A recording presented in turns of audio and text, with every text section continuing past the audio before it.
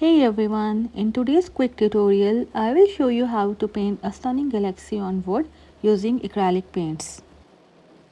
First of all, make sure your wood surface is clean and smooth. You can slightly sand it if needed. You can also start with a base coat of black paint. This will give us a nice dark backdrop for a galaxy. But somehow I decided to use the colors directly on the wood. Now we will add the galaxy colors. Start by adding some purple, blue, red, black and pink hues in random spots on your wood. Don't worry about making it perfect. Galaxies are all about blending and creating those cool cosmic vibes.